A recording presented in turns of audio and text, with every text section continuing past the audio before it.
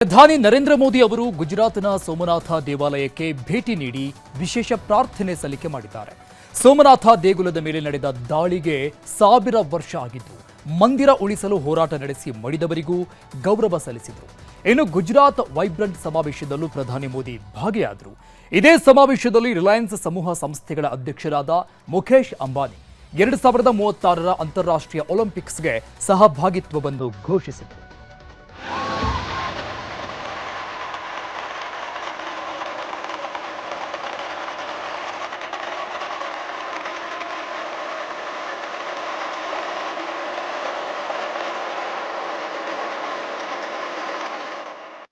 ಗುಜರಾತ್ನ ಸೋಮನಾಥ ದೇವಸ್ಥಾನದ ಮೇಲಿನ ದಾಳಿಗೆ 1000 ವರ್ಷ ತುಂಬಿದೆ.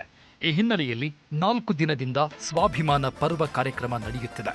ನಿನ್ನೆ ನಡೆದ ಓಂಕಾರ ಮಂತ್ರ ಪಠಣೆಯಲ್ಲಿ ಪ್ರಧಾನಿ ನರೇಂದ್ರ ಮೋದಿ ಭಾಗಿಯಾಗಿದ್ದರು. ಇವತ್ತು ನಡೆದ ವಿಶೇಷ ಕಾರ್ಯಕ್ರಮಗಳಲ್ಲೂ ಪ್ರಧಾನಿ ಮೋದಿ ಭಾಗಿಯಾದರು.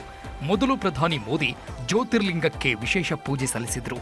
ಆಮೇಲೆ ಹೋಮ ಹವನ ಪೂಜಾ ವಿಧಾನಗಳಲ್ಲಿ ಭಾಗಿಯಾದರು.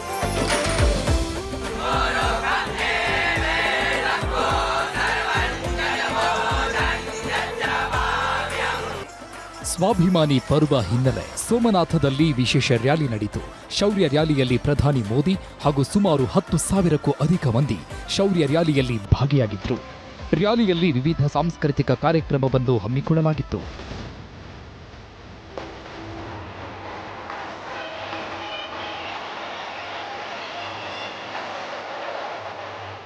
ಶೌರ್ಯ ಯಾತ್ರೆ ಬಳಿಕ ನಡೆದ ಸಮಾವೇಶದಲ್ಲಿ ಪ್ರಧಾನಿ ಮೋದಿ ಮಾತನಾಡಿದರು. ಸೋಮನಾಥ ಸ್ವಾಭಿಮಾನ ಉತ್ಸವ ಮರೆಯಲಾಗದ ಕ್ಷಣಗಳನ್ನು ಮೆಲುಕು ಹಾಕಿದ್ರು. ನಂಬಿಕೆ, ಸ್ವಾಭಿಮಾನ ಮತ್ತು ರಾಷ್ಟ್ರೀಯತೆ ಒಟ್ಟಿಗೆ ಬಂದ ಸ್ಥಳ ಅಂತ ಕೊಂಡಾಡಿದ್ರು. ದೇಗುಲಕ್ಕಾಗಿ ಪ್ರಾಣ ಕೊಟ್ಟ ಪೂರ್ವಜರಿಗೆ ಸಲಾಂ ಹೇಳಿದ್ರು.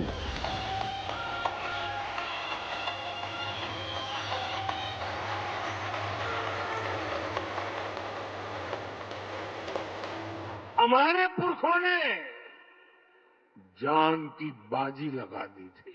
अपनी आस्था के लिए, अपने विश्वास के लिए उन्होंने अपना सब कुछ न्योछावर कर दिया.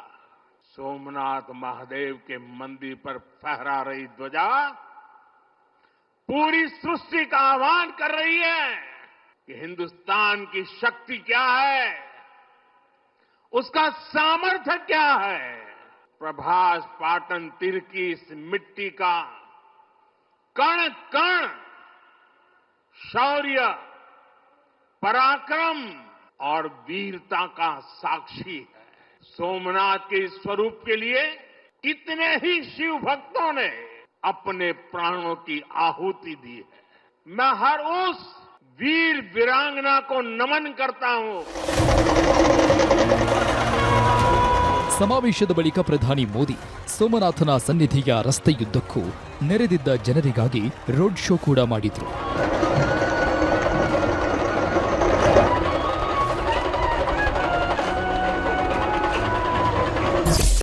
ಇನ್ನು ಇದೇ ಗುಜರಾತ್ನಲ್ಲಿ ನಡೆದ ವೈಬ್ರೆಂಟ್ ಗುಜರಾತ್ ಪ್ರಾದೇಶಿಕ ಸಮ್ಮೇಳನದಲ್ಲಿ ಪ್ರಧಾನಿ Modi ಭಾಗಿಯಾದರು.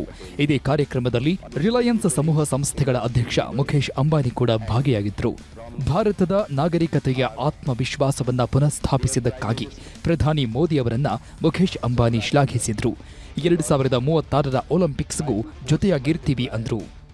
In the last 5 years, we have invested over 3.5 lakh crores.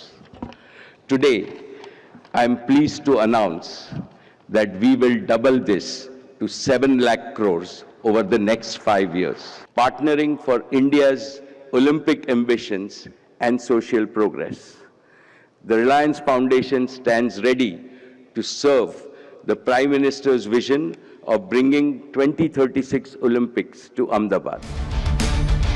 ಇದಾದ್ಮೇಲೆ ಗುಜರಾತ್ನ ಅಹಮದಾಬಾದ್ ಮೆಟ್ರೋ ಮಾರ್ಗದ ಸೆಕ್ಟರ್ 10A ಮಾರ್ಗಕ್ಕೂ ಮಹಾತ್ಮ ಮಂದಿರದಲ್ಲಿ ಪ್ರಧಾನಿ ಮೋದಿ ಚಾಲನೆ ಕೊಟ್ಟರು. Bureau report, news 18.